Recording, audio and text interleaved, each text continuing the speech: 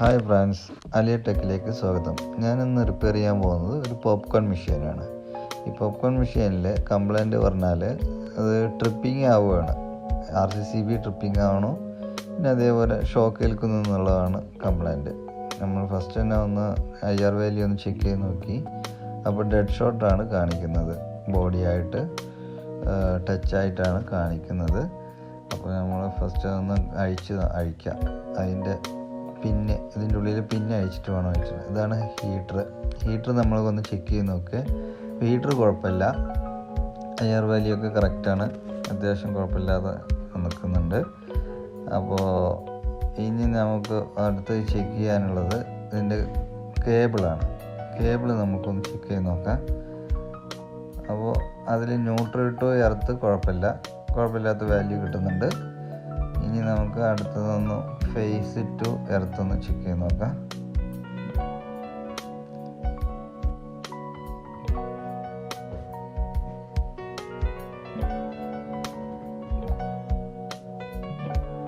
Face dead ഷോട്ടാണ്. നമുക്ക് ഒന്ന് സ്വിച്ചിൻ്റെ അവിടേക്ക് ഒന്ന് പോകാനുണ്ട്. അപ്പോൾ സ്വിച്ചിൻ്റെ അവിടെ ഒന്ന് വെച്ച് നോക്കി നമുക്കൊന്ന് മെയർ ചെയ്ത് നോക്കാം. സ്വിച്ച് ഒരു കംപ്ലൈൻ്റ് ഉള്ള നോക്കണം, കാരണം സ്വിച്ച് ഒരു മെറ്റൽ പാർട്സ് ആയത് കാരണം ബോഡി ആയിട്ടൊന്ന് ചെക്ക് ചെയ്ത് നോക്കാം. കുഴപ്പമില്ല, അത് ബോഡി ആയിട്ട് ടച്ച് ഇല്ല. അപ്പോൾ സ്വിച്ച് കംപ്ലൈൻ്റ് ഇല്ല എന്നുള്ളത് തന്നെയാണ് ഉറപ്പിക്കുക. അപ്പോൾ ഒന്നും കൂടി നോക്കാം.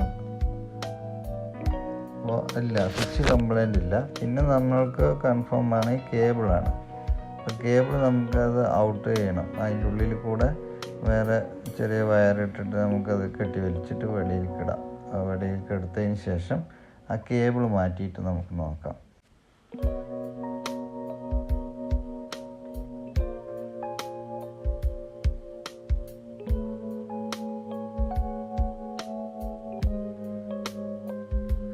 പുതിയ കേബിൾ ചെക്ക് ചെയ്ത് നോക്കാം. നമുക്ക് പുതിയ കേബിൾ കണ്ടില്ല, ഫുള്ള് IR വാല്യൂ കറക്റ്റാണ്, ഇൻഫിനിറ്റിയാണ് കാണിക്കുന്നത്.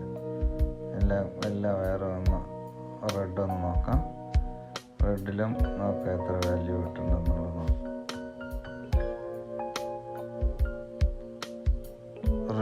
റെഡിൽ എത്രയുണ്ട്? റെഡും ഇൻഫിനിറ്റിയാണ്, നല്ല വാല്യൂ ആണ്. നമുക്ക് പുതിയ വയർ നമുക്ക് അതിൻ്റെ ഉള്ളിൽ കൂടെ ഇട്ടിട്ടുണ്ട്. ഇട്ടതിന് ശേഷം നമുക്ക് ഇതിൻ്റെ പ്ലഗ് അതിൽ കണക്ട് ചെയ്യാം.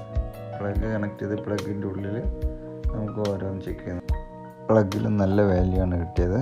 പിന്നെ ബോഡി എയർ ഷോർട്ട് ഉണ്ടായിരുന്നു, ഹീറ്റർ ബോഡിയായിട്ട്. അപ്പോൾ അത് ആ ബോഡി ഷോർട്ടും ഇപ്പോൾ ഒഴിവാക്കിയിട്ടുണ്ട്. പ്ലഗ് ചെയ്ത് നോക്കാം. നമുക്ക് പ്ലഗ് ചെയ്തിട്ടൊന്ന് ഓണാക്കി നോക്കാം. ഇത് ഇങ്ങനെ വെച്ച് ഹോൾഡ് ആവും. ആ ഷാഫ്റ്റ് ആണ് അതിൻ്റെ ഉള്ളിൽ പോപ്കോണിനെ ഇളക്കി കൊടുക്കുന്നത്. ഇപ്പോൾ ചൂടും ഈ കറങ്ങലും ഒപ്പമാകുമ്പോൾ പോപ്കോൺ പൊട്ടും. ഒരു നിശ്ചിത ടൈം കഴിഞ്ഞാൽ പോപ്കോൺ പൊട്ടിയിട്ട് വിരിഞ്ഞതിന് ശേഷം പോപ്കോണായിട്ട് അത് വരും. അപ്പോൾ നമുക്ക് ടെസ്റ്റിൽ വെച്ച് ചെക്ക് ചെയ്തിട്ട് ടച്ച് ചെയ്ത് അവർക്കത് കാണിച്ചു കൊടുക്കാൻ വേണ്ടിയിട്ടാണ്. കുഴപ്പമൊന്നുമില്ല, നല്ല രീതിയിൽ വർക്ക് ചെയ്യുന്നുണ്ട്. പോപ്കോൺ ഇല്ലാത്ത കാരണമാണ്, അല്ലെങ്കിൽ നമുക്കിതിൽ പോപ്കോൺ ഇട്ടിട്ട് ഒന്ന് ടെസ്റ്റ് ചെയ്ത് കാണിച്ചു തരാമായിരുന്നു. Okay, thanks for watching Aliya tech.